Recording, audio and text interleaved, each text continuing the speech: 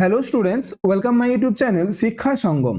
আজকে তোমাদেরকে আমি এই ভিডিওর মাধ্যমে জানাবো ইডব্লিউএস কেসটা কি হয়েছে, অর্থাৎ তার আপডেট কি। তো তোমাদের এই ইডব্লিউএস কেসটা 20 তারিখ ওঠার কথা ছিল, কিন্তু 20 তারিখ এই কেসটি তোমাদের কিন্তু আদালতে উঠেনি।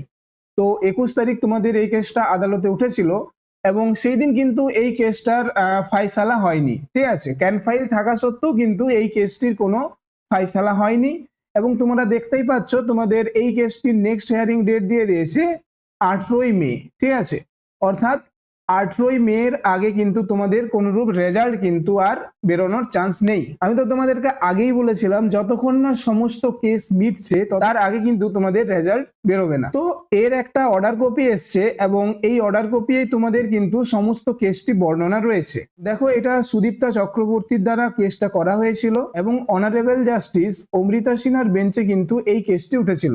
তো এইবারে দেখো, আমরা নিচের দিকে যাব। এই যে দেখতে পাচ্ছ 2 নম্বরে WPA 28772026 honourable justice Amrita Sinha. তো এটা দেখো 21/4/2026 অর্ডার কপি। 21 তারিখ তোমাদের এই কেসটি শুনানি হয়েছে এবং তার অর্ডার কপিটি। ঠিক আছে, তো আমরা ভিউ অপশনে ক্লিক করব। ভিউ অপশনে ক্লিক করার পর দেখো তোমাদের সামনে যে অর্ডার কপিটি চলে এসছে। হ্যাঁ, দেখতেই পাচ্ছ এটা 21/4/2026 অর্ডার কপি এবং WPA 2877 of 2026 Sudipta Chakraborty versus the state of West Bengal and others. দেখো, এখানে ক্যান ফাইল হয়েছিল, কিন্তু 21 তারিখ তোমাদের ক্যান ফাইল যে করা হয়েছিল তাদের পক্ষ থেকে কিন্তু একজনও উপস্থিত ছিল না। দেখো, তোমাদের মোট কিন্তু 8টা অর্ডার কপিতে অর্ডার রয়েছে। ঠিক আছে, 8টা অর্ডার রয়েছে। তো এই অর্ডারগুলো আমি তোমাদের বাংলায় ট্রান্সলেট করে সুন্দরভাবে বুঝিয়ে দিচ্ছি। দেখো দেখো প্রথমে কি বলেছে। প্রথম পয়েন্টে বলেছে 2026 সালের 11ই মার্চ তারিখে আদেশ অনুযায়ী দাখিল ও প্রচার করার জন্য নির্দেশিত প্রতিবেদনটি আজ পর্যন্ত দাখিল করা হয়নি। 2026 সালের 8ই মের মধ্যে হলফনামার মাধ্যমে প্রতিবেদন দাখিল করার জন্য বিবাদীদেরকে চূড়ান্ত সুযোগ দেওয়া হলো। তো এখানে বিবাদী বলতে যে রাজ্যপক্ষ বা যে বোর্ড, ঠিক আছে, পিআরবি বোর্ড, তাদেরকে বোঝানো হয়েছে। ঠিক আছে, তো বিবাদীদেরকে 8 মের মধ্যে হলফনামা কিন্তু জমা করতে হবে, যেটা কিন্তু 11ই মার্চ তারিখের আদেশ অনুযায়ী দাখিল করার কথা ছিল, কিন্তু দাখিল করেনি। তো কি হলফনামায় কি জমা করতে হবে দেখো, এটা আমরা সেকেন্ড পয়েন্টে দেখব। দেখো, প্রতিবেদনে 2022-24 সময়কালের জন্য ইডব্লিউএস শংসাপত্র দাখিল প্রার্থীদের সংখ্যা এবং 2023-24 সালের পর, ঠিক আছে, একটা 23-24 সালের মধ্যে এবং একটা 23-24 সালের পর ইডব্লিউএস শংসাপত্রের উপর নির্ভরকারী প্রার্থীদের সংখ্যা সুস্পষ্টভাবে উল্লেখ করতে হবে। ঠিক আছে, অর্থাৎ কি, অর্থাৎ যে 2022-24-এ যেসব ইডব্লিউএস এর শংসাপত্র রয়েছে সেই প্রার্থীদের একটা লিস্ট, ঠিক আছে, এবং 2023-24-এ যতজন ইডব্লিউএস প্রার্থী নেওয়া হয়েছে তাদের একটা লিস্ট, এইটা জমা করতে হবে। সেটা পিআরবি বোর্ডকে আগেই বলা হয়েছিল, যেটা 11 মার্চ তারিখের আদেশ অনুযায়ী বলা হয়েছিল, কিন্তু করা হয়নি।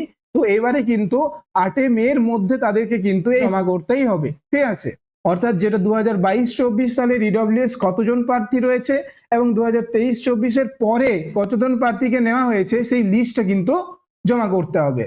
এরপর 3 নাম্বার পয়েন্টে দেখো, 2026 সালের 18ই মে তারিখে বিষয়টি পুনরায় তালিকাভুক্তকরণ, অর্থাৎ কি 18ই মে তোমাদের রয়েছে নেক্সট হিয়ারিং ডেট, অর্থাৎ ইডব্লিউএস কেসটার 18ই মে রয়েছে নেক্সট হিয়ারিং ডেট।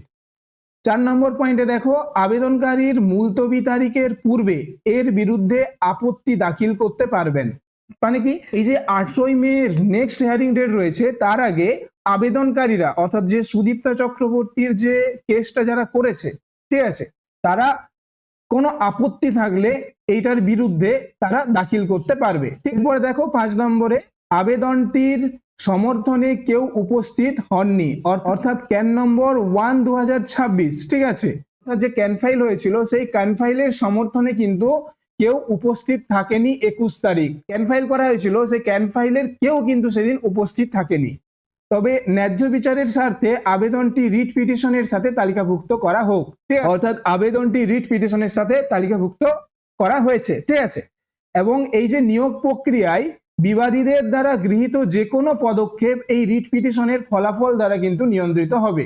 অর্থাৎ পিআরবি যে রেজাল্ট প্রকাশ করবে বা তাদের যে কোনো পদক্ষেপ নিবে, ঠিক আছে, রেজাল্ট প্রকাশ বা ফাইনাল মেরিট লিস্ট প্রকাশ বা অন্য কিছু, সেই সমস্ত কিন্তু রিট পিটিশনের ফলাফলের উপর নির্ভর করবে। ঠিক মনে হয় না 18 তারিখের আগে তোমাদের রেজাল্ট বেরোবে, ঠিক আছে, মিনিমাম 18 তারিখের আগে। আপাতত আমাদের এখন লাস্ট হিয়ারিং ডেট রয়েছে 18 তারিখে, আমাদের এর পরে কালকে অর্থাৎ 24 তারিখ কিন্তু একটা হিয়ারিং ডেট রয়েছে, ঠিক আছে, যেটা তোমার ওই চন্দনধারার একটা হিয়ারিং ডেট রয়েছে সিভিকদের 18 মে, কিন্তু তোমাদের এখনো পর্যন্ত একটা লাস্ট হিয়ারিং ডেট রয়েছে। এবং এই কেসটা যদি মিটে যায় তাহলে ভালো, না মিটে গেলে এটারও দেখবে আরো একটা হিয়ারিং ডেট পড়ে যাবে। আমাদের যে অর্ডার কপিটা দিয়েছে সেটার যে গুরুত্বপূর্ণ পয়েন্টগুলো রয়েছে সেগুলো তোমাদের সামনে আলোচনা করে দিলাম। তো এখানে এটাই বলা রয়েছে যে পিআরবিদের যে লিস্টটা প্রকাশ করতে বলা হয়েছিল সেটা তারা করেনি, তাদেরকে 8 মে এর মধ্যে সেই লিস্টটা প্রকাশ করতে হবে। এবং 18 মে তোমাদের নেক্সট হিয়ারিং ডেট রয়েছে, এবং নেক্সট হিয়ারিং ডেটের আগে যারা আবেদন করেছিল, ঠিক আছে, যারা ইডব্লিউএস কেসটা করেছিল তাদের যদি কোনো আপত্তি থাকে তারা দাখিল করতে পারবে। এবং ক্যান ফাইল যারা করেছিল তাদের তরফ থেকে 21 তারিখ কেউ উপস্থিত হয়নি এবং রিট পিটিশন করা হয়েছে, এবং এই রিট পিটিশনের ফলাফল অনুযায়ী কিন্তু সমস্ত কিছু পদক্ষেপ গ্রহণ করা হবে। অর্থাৎ পিআরবি যেই পদক্ষেপ গ্রহণ করবে সেটা রিট পিটিশনের ফলাফল দ্বারাই কিন্তু নিয়ন্ত্রিত হবে।